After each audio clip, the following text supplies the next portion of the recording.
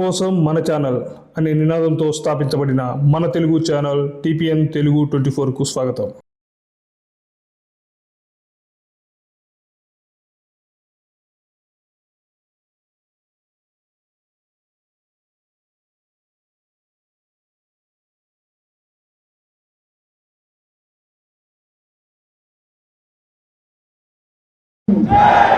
జై శ్రీరామ్, జై శ్రీరామ్. నరేంద్ర మోడీ గారి నాయకత్వం, నరేంద్ర మోడీ గారి నాయకత్వం, జేపీ నడ్డా గారి నాయకత్వం, అమిత్ షా గారి నాయకత్వం, కిషన్ రెడ్డి గారి నాయకత్వం. మేఘసాకల్లా డిస్టర్బ్ చేయక జరా తెలంగాణ ఉపన్యాసం లేదు. ప్రభాకర్ గారు బ్రహ్మాండ ఉపన్యాసం ఇచ్చింది.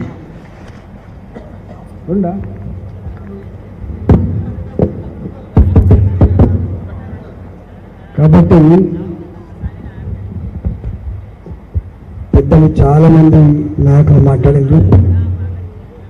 నేను ఆ జోలికి పోను. 2 అవుతుంది, ఆకలి అవుతుంది.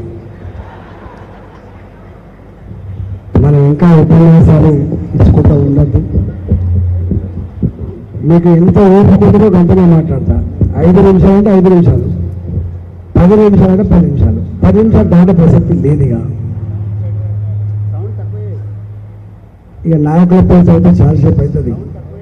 గ్రాంటెడా లేకన్నా వేదిక ఉన్నటువంటి నాయకులకు గెలుపులో భాగం పంచుకొని తెలంగాణ గడ్డ మీద రేపటి తరం, రేపటి భవిష్యత్తు భారతీయ జనతా పార్టీని అని చెప్పి నిరూపించిన మా ఆడబిడ్డలు, పులిబిడ్డల్లాగా పనిచేసినటువంటి మా నాయకులు, కార్యకర్తలకు శిరస్సు వంచి నమస్కరిస్తున్నా.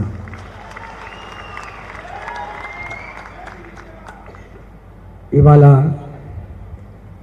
నాయకులుగా, కార్యకర్తలుగా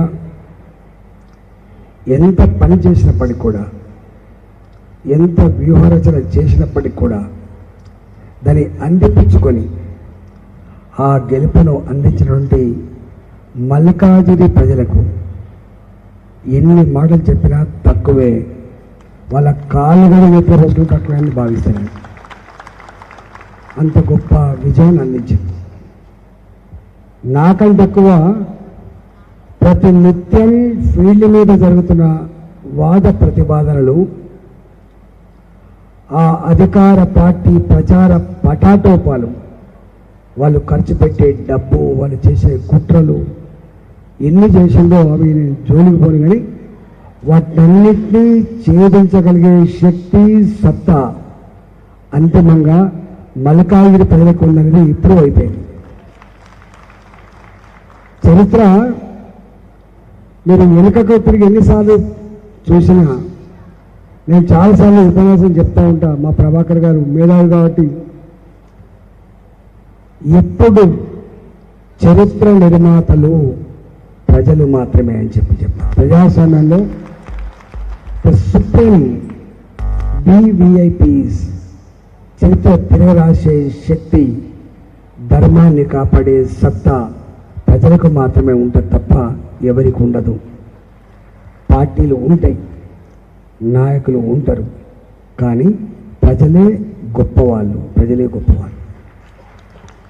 రెండవది ఇవాళ బాధ అనిపించే అంశం, నో నిరాశ, నో నిస్పృహ. మీకు తెలుసా, దేశం మొత్తంలో, భారతదేశం మొత్తంలో మొన్న జరిగిన ఎన్నికల్లో అత్యధిక ఓట్ల శాతం పెంచుకున్న ఏకైక రాష్ట్రం తెలంగాణ. ఏ రాష్ట్రంలో కూడా ఇంత శాతం ఓట్లు పెరగలే. పెరిగితే 2% పెరగచ్చు, 3% పెరగచ్చు, 5% పెరగచ్చు, కానీ ఇంత పెద్ద ఎత్తున పెంచుకున్న ఏకైక రాష్ట్రం. ఆ కీర్తి తెలంగాణ ప్రజలకు అంకితం. ఆ శ్రమ భారతీయ జనతా పార్టీ నాయకులకు, కార్యకర్తలకే అంకితం. అది ఇంతకుముందు వెంకన్న అనాల్సి చెప్తా ఉన్నాడు, 46 సీట్లలో భారతీయ జనతా పార్టీ విజయదుంది మోగించింది అని. 6 సీట్లలో 2000 లోపే మనం ఓడిపోయినామన్నమాట. ఇవాళ ఇంకో విషయం తెలుసు తర్వాత ఒక్క మల్కాజ్గిరి 15 అసెంబ్లీ నియోజకవర్గాలకు సమానం, గుర్తుపెట్టుకోండి.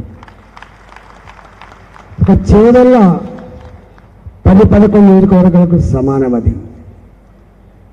ఇవాళ మొత్తం తెలంగాణలో 3 భాగాలుగా 4 భాగాలుగా తెలంగాణ విభజిస్తే అందులో హైదరాబాద్ దాని చుట్టుపక్కల ప్రాంతం సెంట్రల్ హైదరాబాద్, సెంట్రల్ తెలంగాణ 45% ఓట్లు సాధించి అజేయమైన శక్తిగా ఉంది భారతీయ జనతా పార్టీ. ఇక్కడ ఈ గడ్డ మీద నేను చెప్పిన ఈ సెంట్రల్ తెలంగాణలో కాంగ్రెస్ పార్టీ సాధించిన ఓట్లు 21% మాత్రమే. మనం ముందున్నాం. అందువల్ల రేపటి గెలుపుకు, రేపటి తెలంగాణ రాష్ట్రంలో భారతీయ జనతా పార్టీ అధికారం రాబోతుందన్న దానికి తొలికూత కోసింది మనది పార్లమెంట్ ఎన్నికలలో. మొన్న వాస్తవంగా గెలుపులో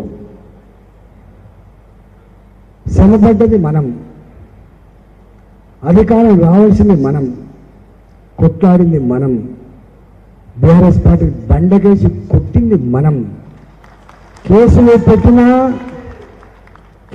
పెట్టినా జైళ్ల పాలు చేసినా ఎన్నెన్ని రకాల పర్సనల్గా ఇబ్బంది పెట్టినప్పటికి కూడా కలపడ్డది, నిలబడ్డది భారతీయ జనతా పార్టీ కార్యకర్తల నాయకులు. కానీ చిన్న నరేషన్ దొంగ దెబ్బ కొట్టింది. అసెంబ్లీ ఎన్నికల్లో గెలవాల్సింది భారతీయ జనతా పార్టీ, కానీ దొంగ దెబ్బ కొట్టిండు. అబద్ధపు ప్రచారాలతో సోషల్ మీడియా చెరబట్టి డబ్బుల హోరులో మనం కొంత మోసపోయినమాట వాస్తవం. కానీ తెలంగాణ ప్రజలు బాధపడ్డారు.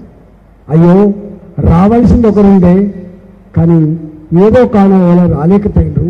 ఈసారి మాత్రం మా ఓటు బీజేపీకే. దేశ పౌరుడిగా దేశ భద్రత, దేశ సమగ్రత, దేశ ప్రతిష్ట ప్రపంచ చిత్రపటం మీద ఆవిష్కరించగలిగే శక్తి, బాధ్యత మోడీ గారికే ఉంటుందని చెప్పి నమ్మింది తెలంగాణ ప్రజలు. కాబట్టి నువ్వు ఎక్కడ లేని ఒక నిశ్శబ్ద విప్లవం ఇలా ఆవరించింది కాబట్టి మనం ఇంత గొప్ప విజయాన్ని సాధించుకున్నాం. ఇవాళ ఏమంటుందో తెలుసా, ఏది ఏమైనా ఒక పార్టీ 10 ఏళ్ల పాటు చూసినాం, దాని శకం ముగిసింది. అతి తక్కువ కాలంలోనే ప్రజాక్షేత్రంలో ఎలిసిపోయిన పార్టీ, అబాసుపాలవుతున్న పార్టీ, నమ్మకం కోల్పోయిన నాయకుడు రేవంత్ రెడ్డి గారు, కాంగ్రెస్ పార్టీ. ఇవాళ మీరు కంట్రోల్ చెప్తే ఒక 2 గంటలు చెప్పినా, ఎందుకంటే మేము కూడా ప్రభుత్వంలో ఉన్న వాళ్ళుగా, మంత్రులుగా పనిచేసిన వాళ్ళుగా, సిస్టమ్ ఎట్లా పనిచేస్తుందో ఆచరించిన వాళ్ళుగా మేము ఆనాటి కాలానికి, గత కాలానికి, ఇవాటికి పోల్చొస్తే అసలు పోలిక లేదు.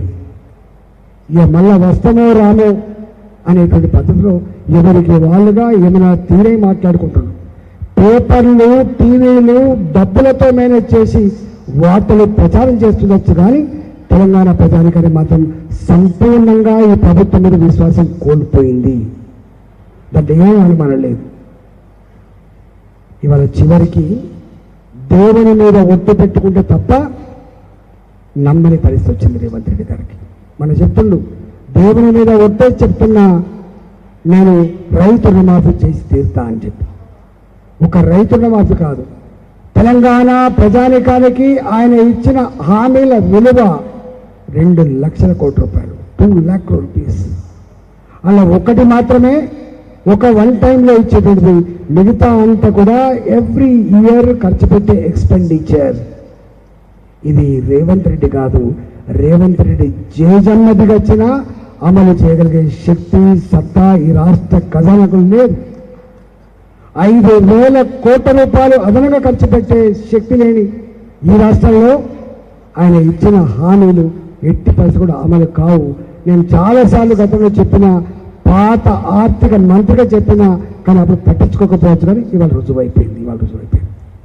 ఇవాళ మొన్ననే రిజర్వ్ బ్యాంక్ ఆఫ్ ఇండియా కేంద్ర ప్రభుత్వం దగ్గర పోయి రిక్వెస్ట్ చేసుకొని మాకు సంవత్సరంలో ఏ రుణమైతే మేము పొందానో, ఎవ్రీ మంత్ మేము ఎంత డ్రా చేయాలో ఆ రుణాన్ని ఒకేసారి మాకు ఇవ్వండి, మేము అప్పు కట్టుకుంటామని చెప్పి ఆ అబద్ధం మాటలు చెప్పి ఇవాళ 10,000 కోట్ల రూపాయలు తీసుకురావచ్చు కాక. కానీ రేపటి కాలంలో ఎన్ని కష్టాలు వస్తాయో దానికి మాకు తెలుసు. భయపెట్టేయడానికి చెప్పట్లేదు తెలంగాణ సమాజానికి.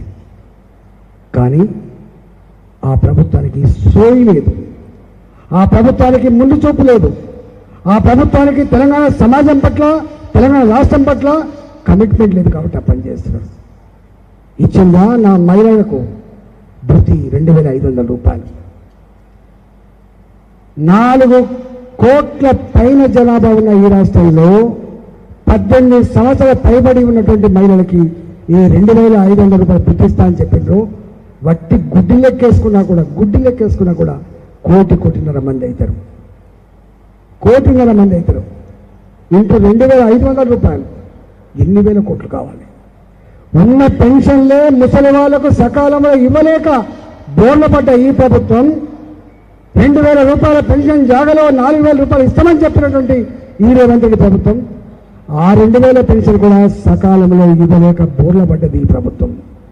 అందువల్ల స్కూటీలు వచ్చే ప్రసక్తి లేదు, మహిళలకు బుతొచ్చే ప్రసక్తి లేదు, కళ్యాణలక్ష్మి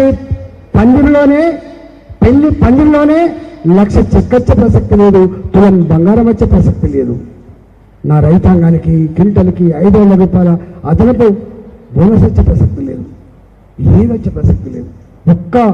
ఒక్క రుణమాఫీ చేస్తా అని చెప్తున్నాడు. ఇవాళ నాకు తెలిసి తెలంగాణలో మన పిల్లలు, మన తమ్ముళ్ళు, మన చెల్లెలు నౌకరి కోసం చూస్తున్నారు. ఏం చెప్పింది రేవంత్ రెడ్డి?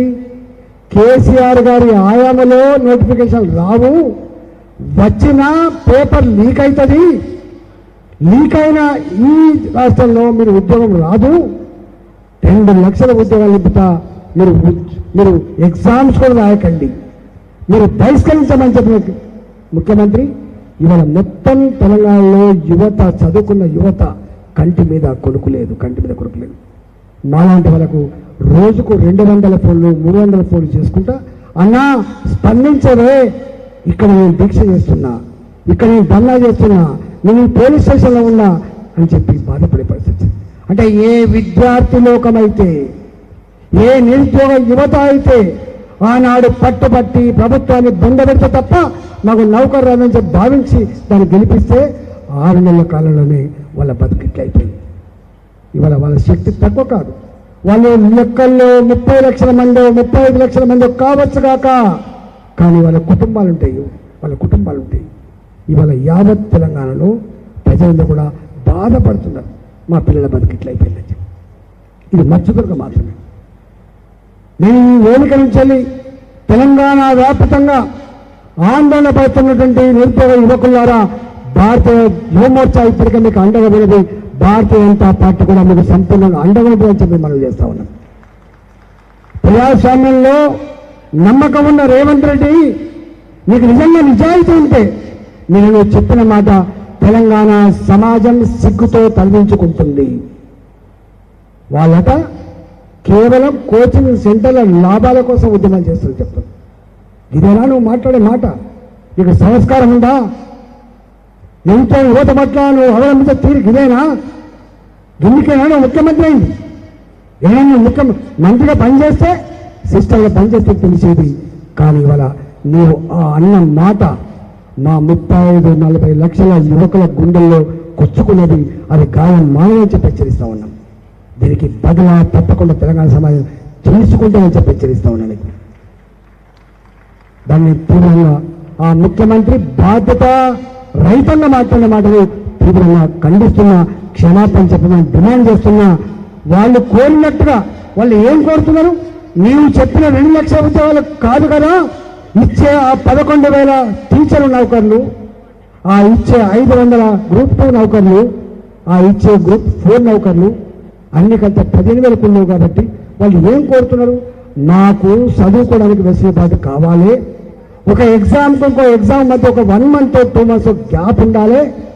ఇన్ని సంవత్సరాలు నిరీక్షించిన మేము ఒక 6 నెలల కాలంలో మొత్తం ఎగ్జామ్స్ పూర్తి చేయండి అని చెప్పి ఒక్క డిమాండ్ కోరితే దానికి కూడా అంగీకరించకుండా నేను అడుగుతా ఉన్నా, నిన్నటి దాకా కేసీఆర్ ఓడిపోవాలని చెప్పే మేధావులారా, ఉద్యమకారులారా, ఇవాళ రేవంత్ రెడ్డి మాట్లాడిన మాటకు చేస్తున్న చేష్టలకు మీరు సమాధానం చెప్పగలరా అని చెప్పి మాత్రమే అడుగుతా ఉన్నాం. నాకు తెలిసి మీరు కూడా తలదించుకొని ఉంటారు. అందువల్ల ఇవాళ తెలంగాణ యావత్ సమాజం అంతా కూడా ఒకటే మాట, రేపటి కాలంలో భారతీయ జనతా పార్టీని మాత్రమే గెలిపించుకోవాలనే సంకల్పం ఉంది. దాన్ని గోలు కొట్టుకునే కర్తవ్యం మన చేతిలో ఉండాలి. నేను గర్వంగా చెప్పట్లే, నాతో పాటుగా మా సుభాష్ రెడ్డి గారు ఎమ్మెల్యేగా పనిచేసారు, తెలంగాణ ఉద్యమంలో మేము కలిసి పనిచేసినాము.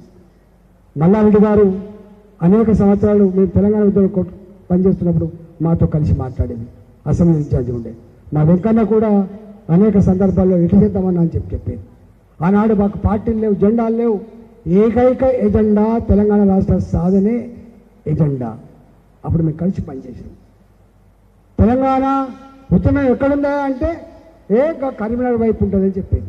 ఒక్క కరీంనగర్ వైపు ఉంటుంది. తెలంగాణ మొత్తంలో తెలంగాణ ఉద్యమం ఎక్కడుందని చెప్పేది కేవలం కరీంనగర్లో ఉందని చెప్పేది. మీకు తెలుసా, ఆ కరీంనగర్ను కాపాడిన గడ్డ హుజరాబాద్ గడ్డ, గుర్తుపెట్టుకోండి. తెలంగాణ ఉద్యమానికి వందల మంది కార్యకర్తలు, నాయకులు ప్రతి ఉద్యమంలో సద్దులు కట్టుకొని ప్రతి దగ్గర పోయి ఆ ఉద్యమ గరిమను కాపాడిన గడ్డ హుజరాబాద్గా ఉండేది అన్నాడు. హుజరాబాద్ మొత్తం కరీంనగర్ కాపాడింది, కరీంనగర్ మొత్తం తెలంగాణ కాపాడింది అన్నాడు. ఇవాళ మళ్ళీ మల్కాజ్గిరి తప్పకుండా భారతీయ జనతా పార్టీకి ఒక వేగుచుక్కలాగా ఉండేటువంటి ఆస్కారం ఉంటుంది. మల్కాజ్గిరి బాధ్యత, మల్కాజ్గిరి ఇది మినీ ఇండియా అని మా వాళ్ళు చెప్తున్నారు. మల్కాజ్గిరి మేధావులకు అడ్డ, మల్కాజ్గిరి చైతన్యానికి నాంది. మల్కాజ్గిరి అది తల వంచదు, తల దించదు, తల ఎత్తుకునే కొట్లాడుతుంది మల్కాజ్గిరి. ఎక్కడ ఆపద ఉందో, ఎక్కడ అవసరం ఉందో, ఎక్కడ బరిగీసి కొట్టడంలో ఆ శక్తిని సంతరించుకున్నది మల్కాజ్గిరి.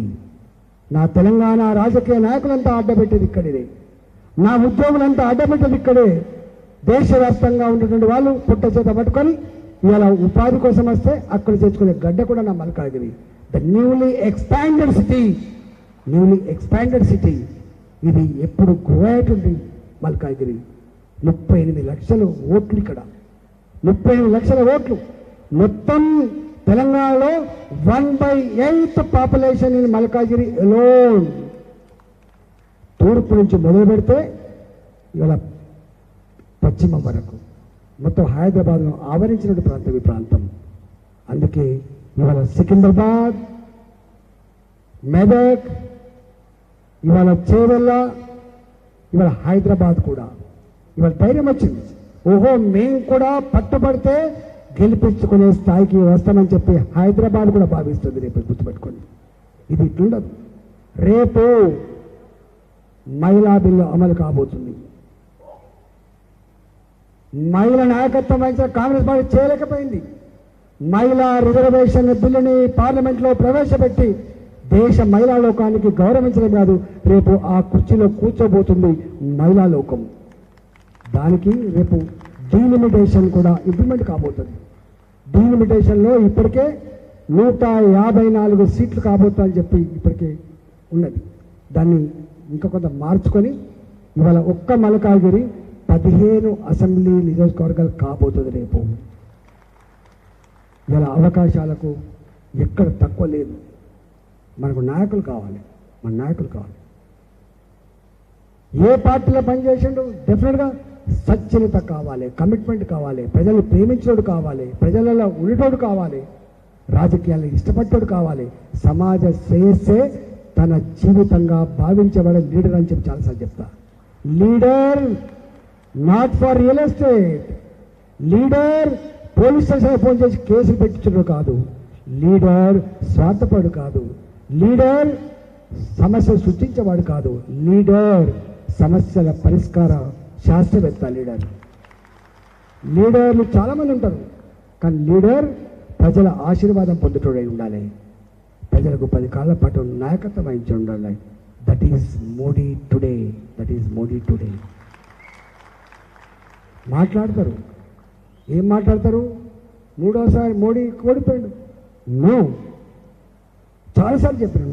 ఆఫ్టర్ 1962 ఈ దేశంలో సంకీర్ణ రాజకీయాలు. ఆఫ్టర్ 1962 దేశంలో సంకీర్ణ రాజకీయాలు. 5 ఏళ్ళు కూడా ఒక ప్రధానమంత్రి కొనసాగని దౌర్భాగ్య పరిస్థితి దేశాన్ని. ఒక పార్టీ సంపూర్ణంగా ఎన్నడూ అధికారం కొనసాగించలేదు. ఈవెన్ యూపీఏ కాంగ్రెస్ పార్టీ ఎన్ని గెలిచిన నువ్వు? 135, 140 సీట్లు, less than 150 seats. Today Bharatiya Janata party after 10 years 240 seats alone. దానికి ఎన్ని కుట్రలు! ప్రపంచంలో ఏ అగ్ర దేశాలుగా ఇవాళ చెలమారుతున్నాయో ఆ దేశాలను కూడా మోడీని చూసి, దేశాన్ని చూసి ఈర్ష్యపడ్డది. ఏంది మోడీ? ఈ మోడీ ఇంక ఇట్లే ఉంటే ఇవాళ చెప్పచ్చు రష్యాలో బాజాప్తా, నీ మిసైల్స్, నీ తూట సమస్యకు పరిష్కారం కాదని చెప్పి తన దేశంలో తన ముఖం మీద కుండ బద్దలు కొట్టిన చెప్పగలిగే ధైర్యం ఉన్న నాయకుడు నరేంద్ర మోడీ. గుర్తుపెట్టుకో, ఇవాళ చెప్పిండు రష్యా పరిష్కారం చేసుకోవడం చెప్పిండు. ప్రపంచానికి మిసైల్స్ కాదు కావాల్సింది, ప్రపంచానికి యుద్ధ విమానాలు కాదు కావాల్సింది, ప్రపంచ యువతకి ఉద్యోగం కావాలని చెప్పేటువంటి నాయకుడు నరేంద్ర మోడీ గారు. గుర్తుపెట్టుకోండి. దానికి ఇన్ని కుట్రల మధ్య, ఇన్ని రకాల దేశంలో ఉన్నటువంటి అనేక రకాల ఇబ్బందుల మధ్య, ఎన్ని వేల కోట్ల రూపాయలు బయట నుంచి వచ్చినా చాలా మంది తెలియదు, ఎవరెవరు సపోర్ట్ చేసి తెలియదు. అన్ని ఉన్నప్పటికీ కూడా ఇవాళ Bharatiya Janata party Bhajapa before elections పొత్తు పెట్టుకున్నది. ఆఫ్టర్ ఎలక్షన్ కాదు. ఇవాళ 293 సీట్లు గెలిచింది భారతీయ జనతా పార్టీ. 240+. దాన్ని పట్టుకొని మీరు మెజార్టీ గెలవలేదు. అరే ఎంత అన్యాయం అంటే, అన్ని పార్టీలు కలిస్తే కూడా పార్లమెంట్లో అన్ని పార్టీల సంఖ్య కలిస్తే కూడా ఒక్క భారతీయ జనతా పార్టీ అంటే గెలవలేదు. ఎస్, డెఫినెట్గా సమీక్షించుకుంటాం. నా గుజరాత్ 30 ఏళ్ళ తర్వాత కూడా ఎట్లా స్టేబుల్గా ఉందో అక్కడ గుణపాఠం తీసుకుంటాం. నా మధ్యప్రదేశ్ ఆఫ్టర్ 17 years తర్వాత కూడా మళ్ళీ అధికారంకి వచ్చింది, సమీక్షించుకుంటాం. ఆ అనుభవం, ఆ కమిట్మెంట్ తప్పకుండా దేశానికి అనుభవించుకునే ప్రయత్నం చేస్తాం. మేము చేయకుండా ఉండం. రాజకీయ పార్టీ నిత్యం అది డైనమిక్గా ఉంటుంది, స్టాటిక్గా ఉండదు. నాయకుడు స్టాటిక్గా ఉన్నా నడవదు, పార్టీ కూడా స్టాటిక్గా ఉన్నా నడవదు. ఒక విజయం 100 తప్పులు కప్పిపుచ్చుతుంది, ఒక అపజయం 100 తప్పులు ఎత్తి చూపుతుంది. 240 ఇవాళ భారతీయ జనతా పార్టీ తప్పకుండా ఆలోచనలో ముంచెత్తి ఉంటుంది. ఇప్పటికే డెఫినెట్గా చేసుకుంటాం, ఆత్మవిమర్శ చేసుకుంటాం.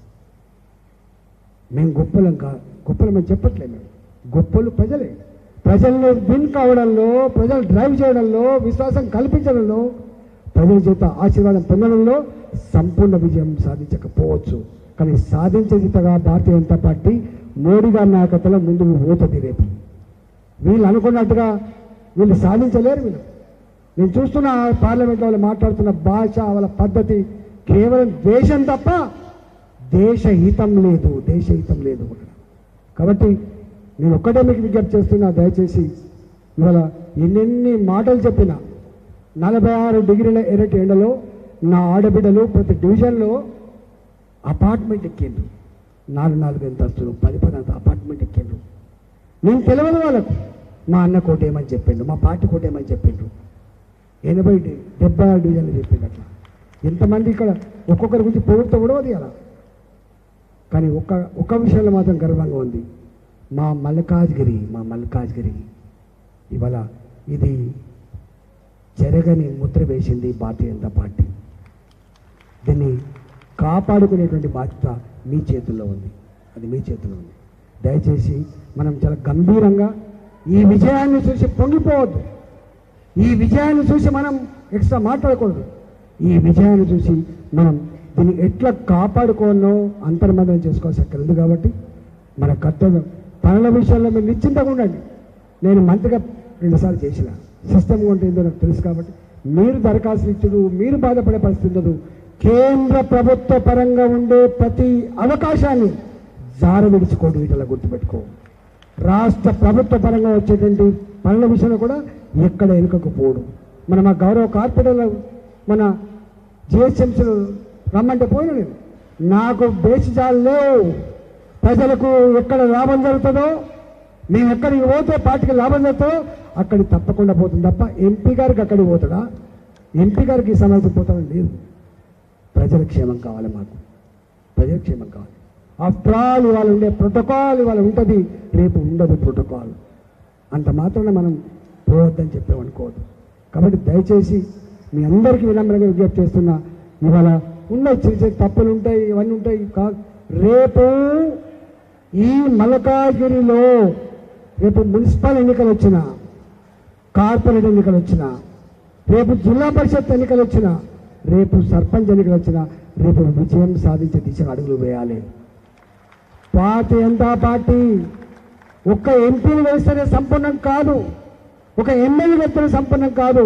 వార్డు మెంబర్ నుంచి మొదలుపెట్టి సర్పంచ్ వరకు, ఎంపీటీసీ నుంచి మొదలుపెట్టి ఎంపీపీ వరకు, జెడ్పీటీసీ నుంచి మొదలుపెట్టి జిల్లా పరిషత్ చైర్మన్ వరకు, కౌన్సిల్ నుంచి మొదలుపెట్టి నా చైర్మన్ వరకు, మా చంద్రబాబు చేసే చైర్మన్ వరకు, ఇవాళ కార్పొరేషన్ మొదలుపెట్టి మేయర్ వరకు అన్నిట్లో విజయం సాధించినప్పుడే పార్టీ సంపూర్ణంగా ఉంటుంది. నా కార్యకర్తకు, నా కింద ఉన్న నాయకుడికి గదే పదవి. అందరు ఎమ్మెల్యేలు కాకపోవచ్చు, అందరు ఎంపీలు కాకపోవచ్చు, కానీ నా కార్యకర్త దొరికేది గదే. కాబట్టి మీ ఎన్నికలైతే కొట్లాడుతున్నారు, మీ ఎన్నికలైతే అన్ని రకాల అదవుతున్నారు, మా ఎన్నికలు పట్టించుకుంటే ఒక అపవాదం ఉన్నది. నో, ఇవాళ అక్కడక్కడ అప్పుడప్పుడు శక్తి కలిగిన సర్పంచ్ గెలిచిండు, శక్తి కలిగిన ఎంపీడీసీ గెలిచిండు, కానీ అందరికీ శక్తిని ప్రదర్శించి పార్టీ మీకు నాయకత్వం వహిస్తామని చెప్పి హామీ ఇస్తున్నాం. మేము ఎక్కడ కూడా వదిలిపెట్టే పరిస్థితి లేదు. అందువల్ల దయచేసి మీరు కాంప్లైంట్ ఎప్పుడు చేయొద్దు, గుసగుసలు పెట్టద్దు, మంచిది కాదు. ప్రొయాక్టివ్గా ఉండండి, పాజిటివ్గా ఉండండి. నాకు నా వెంకన్నతో ఉండే కార్యకర్త, నా మోహన్ రెడ్డి గారితో ఉండే కార్యకర్త, నా విక్రమ్తో ఉండే కార్యకర్త, నా భారతీయ జనతా పార్టీ కార్యకర్త అనుకుంటా నేను. ఆయన గ్రూపు, ఈయన గ్రూపు, నో, ఆయన బీజేపీ గ్రూపు, ఆయన కండువకి ఇది, ఎవరు అధికారంలో ఉంటే, ఎవరికి బాధ్యత ఉంటే వాళ్ళు కాదు. నో, రేపటి కాలంలో ప్రతి భారతీయ జనతా పార్టీ కార్యకర్త నేషనల్ పార్టీది. ఒకరు ప్రభాకర్ నమ్ముకునే వాళ్ళు ఉంటారు, ఒకరు సుభాష్ రెడ్డి గారు నమ్ముకునే వాళ్ళు ఉంటారు, ఒకరు మోహన్ రెడ్డి గారు నమ్ముకునే ఉంటారు, ఒకరు చంద్రారెడ్డి గారు నమ్ముకుంటారు. వేసి ఉండాలి తప్పకుండా. నాయకుడికి ఫాలోవర్స్ ఉంటారు, వెల్కమ్ చేయాలి. కానీ అందరికీ నాయకుడు భారతీయ జనతా పార్టీ, అది మర్చిపోవద్దు. ఎప్పుడు కూడా గుర్తుపెట్టుకోండి, నీ ఐక్యతలో ఉండే శక్తి అది నువ్వు ఊహించలేవు. గుర్తుపెట్టుకో, అది ఊహించలేవు. Individuals cannot sustain alone. అది సమూహంగా ఉన్నప్పుడు మాత్రమే అది సక్సెస్ అవుతాం. మేము చూసినాం కల్లారా. మాకు తెలుసు ఎత్తు పొలాల గురించి పూర్తి స్థాయిలో అయిపోయిందన్న నాడు కూడా మళ్ళీ లేచినాం. మళ్ళీ రాజకీయాల్లో ఎప్పుడు ఒకే రకంగా కరువుకి ఇట్లే పోదు, కరువు ఇట్లా పోతుంటుంది. కానీ ఇవాళ గర్వపడేది ఎక్కడంటే కిరీటం పడ్డది, మళ్ళా లేచినందుకు గర్వపడుతున్నా. ఈ కిరీటాన్ని నిలుపుకునే ప్రయత్నం చేద్దాం. ప్రజాగర్భంలో పుట్టినటువంటి ఈ ఆలోచన, మనం గెలిపించుకునే ఆలోచన, దాన్ని తీరానికి తెచ్చే నాయకులారా, కార్యకర్తలారా సన్నద్ధంగా ఉండండి, నాయకత్వం వహించండి, ప్రజలకు ఆదర్శవంతంగా ఉండాలని చెప్పి కోరుకుంటూ మరొకసారి మీ అందరికీ శిరస్సు వంచి నమస్కరిస్తూ, రేపటి కాలంలో మా ఎంపీ ఈటల అనే పద్ధతిలో, గర్వపడే పద్ధతిలో నా ప్రవర్తన, నా పరిణామాలు చెప్పి మాటిస్తూ సెలవుకున్న భారత్ మాతాకి